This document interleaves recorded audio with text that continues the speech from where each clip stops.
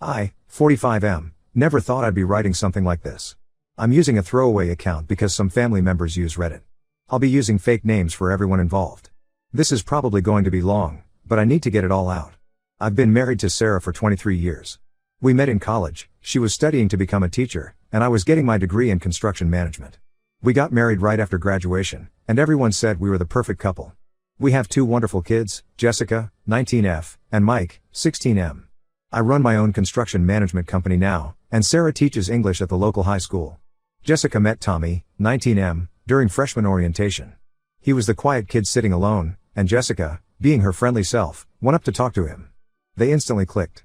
We soon learned about Tommy's background. His dad abandoned them when he was a baby, and his mom struggled with drug addiction. He spent most of his time either working part-time jobs or taking care of his mom when she was having bad days. Sarah was the one who first suggested that Tommy should spend more time at our house. She said no teenager should have to deal with that much responsibility. Soon, he was having dinner with us almost every night. He would help me with yard work on weekends, and Sarah would help him with his English assignments. He called us his second parents, and we truly saw him as another son. During their senior year, Tommy's mom went to rehab, and he stayed with us for 3 months. Sarah went above and beyond to make him feel welcome, decorated a room for him, bought him new clothes, helped him apply for colleges. Jessica was thrilled to have her best friend around all the time. They weren't romantic. Jessica always said Tommy was like her brother. Even after graduation, when Jessica went to college out of state, Tommy stayed local and remained a constant presence in our lives. The first signs that something was wrong started about 6 months ago. Sarah began changing her routine. She started going to the gym every morning instead of her usual evening schedule. She changed her phone password, which she'd never done in our entire marriage. She was constantly texting, always holding her phone at weird angles so I couldn't see the screen. When I asked about it, she said she was in a teachers group chat about curriculum changes. Then I noticed her behavior around Tommy changed. If he came over when Jessica was away at college, Sarah would either disappear to our bedroom or be overly friendly with him. She started dressing differently when she knew he was coming over, wearing makeup on weekends, which she never used to do. I brushed it off, thinking she was just trying to look nice because we had company. Last month, I noticed she was staying late at school more often. She said she was helping students with college applications, which made sense given it was that time of year. One night, I drove by the school at 6 p.m. to surprise her with dinner, but her car wasn't there. When she came home at 7:30, she said she'd been at school the whole time. That was the first time in 23 years that I caught her in a direct lie. Everything came crashing down last week. My laptop broke, and I needed to send some urgent work emails. Sarah was in the shower, so I used her laptop. She had forgotten to log out of her Gmail account. There was an email notification from Tommy with the subject line "Missing you already." My heart stopped. I know I shouldn't have, but I clicked it. What I found destroyed me. There were hundreds of emails going back 6 months. The early ones were innocent enough, Tommy asking for advice about college applications and family issues. But around February, the tone changed. Sarah started complimenting him more, telling him how mature he was, how she felt energized around him. Tommy began flirting back, and Sarah encouraged it. By March, they were planning meetups. They used hotels first, but then started meeting at school after hours in her classroom. The emails contained explicit details of their encounters. There were attached photos that made me physically sick, some taken in our house, in our bed, when I was at work. They had pet names for each other. They talked about their connection and how age was just a number. The worst part was how they talked about me and Jessica. Sarah complained that I was boring, that I didn't understand her like Tommy did. Tommy joked about how clueless Jessica was, saying things like if only she knew what her mom and I did while she was FaceTiming us last week. They met up multiple times when Jessica was home for spring break, sneaking around while we had family dinners. I spent hours going through everything, saving copies to my cloud drive. I found a hidden folder with more photos, dating back to Tommy's senior year. While nothing explicit happened then, the progression was clear. Sarah had been grooming him, building up to this for over a year. When I confronted Sarah last night, she immediately started crying. She didn't deny anything but tried to blame Tommy, saying he pursued her, that she was vulnerable because I worked too much. Then she switched to begging me not to tell Jessica, saying it would destroy her relationship with her best friend. When I showed her the emails where she was the one pursuing him, she broke down completely. I kicked her out. She's staying with her sister now. I haven't told the kids yet. Jessica is coming home from college this weekend for summer break, and Mike is at a school wilderness camp until Friday. I've spent the last 24 hours alternating between rage and numbness. How do I tell my daughter that her mother betrayed her in the worst possible way? How do I tell my son that his mother isn't the person we thought she was? I have an appointment with a divorce lawyer tomorrow. I've saved all the emails, photos, and hotel receipts I found. I know this will destroy our family, but Sarah and Tommy did that, not me. I just needed to get this off my chest before I have to face my kids. Their worlds are about to shatter, and I can't protect them from this pain. The worst part is that I keep thinking back to all the times I thanked Sarah for being so kind to Tommy, for treating him like a son. She watched him grow up. She helped him with homework at our kitchen table. She knew about his family issues and used them to get close to him. I don't know how someone could do this to their own family, to a kid they helped raise. I haven't slept since finding out. Every time I close my eyes, I see the photos, the emails, the lies. 23 years of marriage, gone. My kids' childhood memories, tainted. All because my wife couldn't keep her hands off a teenager who trusted her like a mother. I know I need to be strong for my kids, but right now, I'm just trying to make it through each hour without falling apart. Does anyone have advice on how to tell the kids? Should I show them the evidence, or just tell them the basics? How do I protect them from the fallout when this gets out in our community? Update 1 first, I want to thank everyone for the overwhelming support on my original post. The past 2 weeks have been a nightmare, but your advice and kind words have helped me stay strong for my kids. Telling Jessica and Mike was the hardest thing I've ever done. After my last post, I called Jessica at college and told her she needed to come home immediately, that something serious had happened.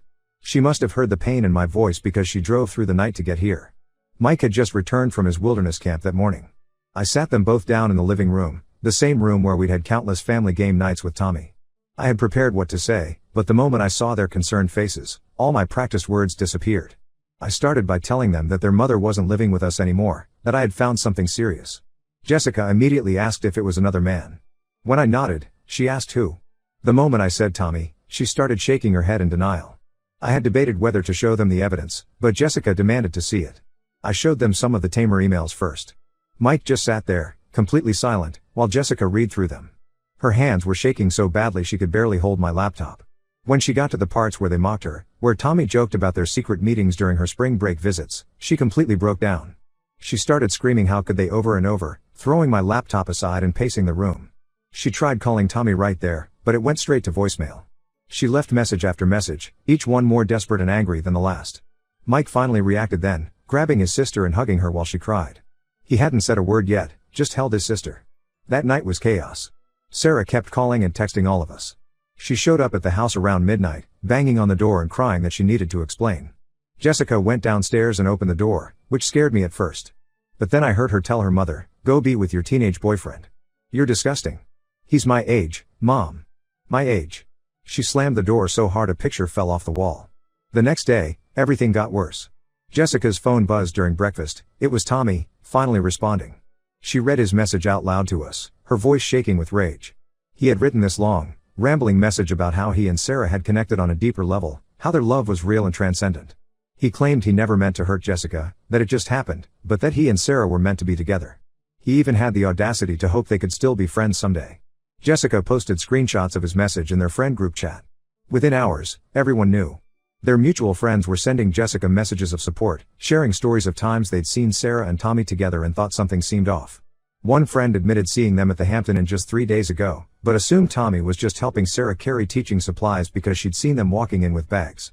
The news spread through our community like wildfire. Sarah's sister called me, horrified.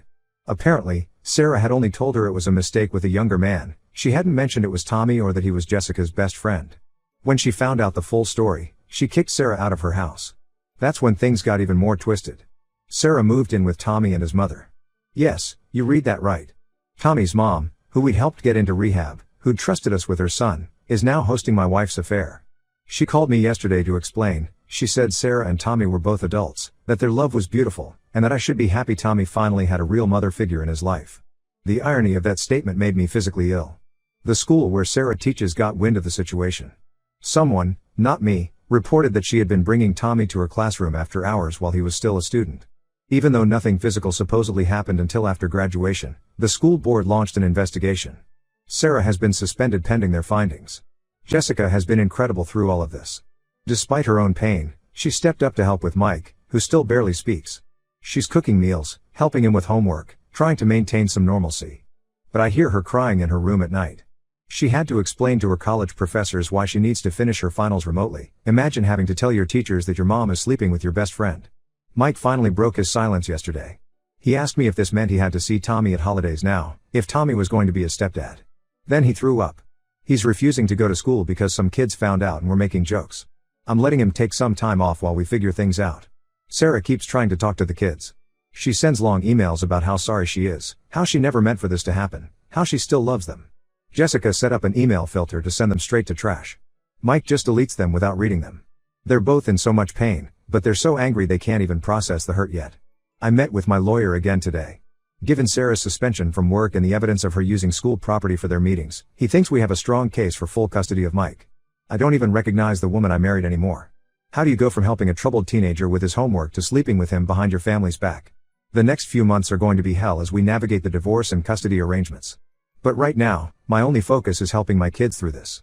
They didn't ask for any of this, but they're paying the highest price for their mother's selfish choices. Update 2: The situation has gotten even more complicated than I could have imagined. What I thought was a single betrayal turns out to be part of a larger pattern, and the revelations keep getting worse. Sarah's sister came to see me last weekend. After kicking Sarah out, she decided to go through some of the stuff Sarah had left at her house. She found Sarah's old iPad, which was still logged into various accounts. What she discovered made her physically sick. There were messages from 2 years ago showing similar inappropriate conversations with another student, James, who graduated last year. While it seems nothing physical happened with him, the pattern of grooming was identical: compliments about maturity, offers of extra help after school, gradually becoming more personal and flirtatious. The sister showed me screenshots of everything before turning them over to the school board. In these messages, Sarah would tell James how mature he was for his age, how his girlfriend didn't deserve him, how she could teach him things other girls his age couldn't. Sound familiar? It's the exact same playbook she used with Tommy. When James graduated and went to college out of state, the messages stopped. That's when she started focusing on Tommy. The school board investigation has uncovered even more. They found emails Sarah sent to Tommy through her school account while he was still a student. Nothing explicitly sexual, but lots of subtle grooming, discussing his body after gym class, commenting on how other girls must be all over him, saying she got butterflies when he visited her classroom. She would schedule tutoring sessions with him even though he had an A in her class. They also found security camera footage of them in her classroom after hours, long before graduation. The school fired her immediately. They're debating whether to report her to the authorities, even though nothing physical happened until after Tommy graduated. Her teaching license will likely be revoked. The news has spread through the local education community, and no school will touch her now. Tommy reached out to Jessica yesterday. Not to apologize exactly, but to explain.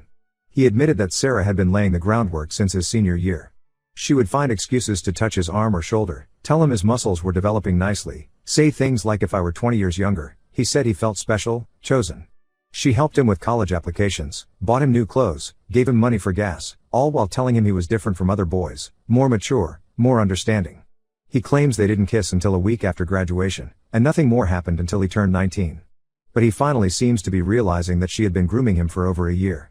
He broke down crying, telling Jessica how Sarah would compare them, saying Jessica was still a child while he was a real man. The manipulation is so obvious now that he's starting to see it. Sarah's reputation in our community is completely destroyed. Most of our friends have blocked her number. Even her own parents won't speak to her after learning the full story. She lost her job, her teaching license is under review, and she can't even go to the grocery store without people whispering and pointing. Despite all this, she and Tommy are still together, living at his mom's house. But things aren't going well. My neighbor saw them having a screaming match in the driveway last week. Apparently, Tommy wanted to go to a college party with people his own age, and Sarah freaked out, saying he was trying to abandon her after she gave up everything for him. She's becoming increasingly controlling, calling him constantly when he's at work, demanding to know where he is and who he's with. The reality of their situation seems to be hitting them both. Tommy's working as a waiter while Sarah can't find a job. They're living in his childhood bedroom at his mom's house. The forbidden love fantasy is crumbling under the weight of real-world consequences. Mike is struggling with returning to school. A teacher overheard some kids making jokes about his mom being a cougar and had to break up a fight. We're looking at other school options for next year. Jessica has thrown herself into her studies, but she's had to block most of her old friend group because they keep trying to get details about the situation. The divorce proceedings are moving forward. Sarah didn't even contest my petition for full custody of Mike. Her lawyer probably advised her that fighting it would only make things worse, given the school board investigation. I'm just trying to get this over with as quickly as possible so we can all start healing. I never thought I'd have to warn my teenage son to be careful around his own mother, but that's where we are now. The woman I married is gone, replaced by someone I don't recognize. Someone who could groom and manipulate a teenager who trusted her like a mother. Someone who could betray not just me, but her own children. Update 3: I think this will be my final update. The divorce was finalized last week. Sarah didn't contest anything, not the custody, not the asset division, nothing. Her lawyer probably advised her that fighting would only make things worse, given everything that came out about her behavior at school. I got full custody of Mike, with Sarah getting supervised visitation twice a month. She hasn't even tried to use these visits yet. Mike says he wouldn't go anyway. He's doing better now. We switched him to a private school where nobody knows about the situation, and he's joined the basketball team. He's still quiet, but I see glimpses of his old self returning. Jessica is thriving at college, surprisingly. She threw herself into her studies and made Dean's List last semester. She told me focusing on school helps her not think about everything else. She's cut off contact with most of her old friend group. Too many of them were still in touch with Tommy and would try to pass messages or updates about him and Sarah. The most dramatic development happened last week. Sarah and Tommy's relationship imploded spectacularly. Turns out Tommy met a girl at his community college, someone his own age. They started studying together, and one thing led to another. Sarah found out when she went through his phone while he was sleeping. Yes, she'd become that person. According to Tommy's mom, who still occasionally updates me, thinking she's helping, Sarah completely lost it. She threw all his clothes out into the front yard, screaming about how she gave up everything for him. The neighbors called the police when she started throwing his PlayStation and laptop after the clothes. Tommy just stood there, watching his mature girlfriend have a full meltdown like a teenager. Sarah showed up at our house that night, drunk and crying. She kept saying she'd made the biggest mistake of her life, that she'd throw away everything for a stupid kid. I didn't let her in. Mike heard her crying and just turned up his music. When she wouldn't leave, I called the police. Watching them escort my children's mother off our property was surreal. Tommy's mom called the next day to say Sarah had moved out and was staying at some cheap motel. Tommy is apparently dating the girl from his college now, and his mom admitted that she's more age appropriate. She tried to suggest that maybe Sarah and I could reconcile now that she's learned her lesson. I hung up on her.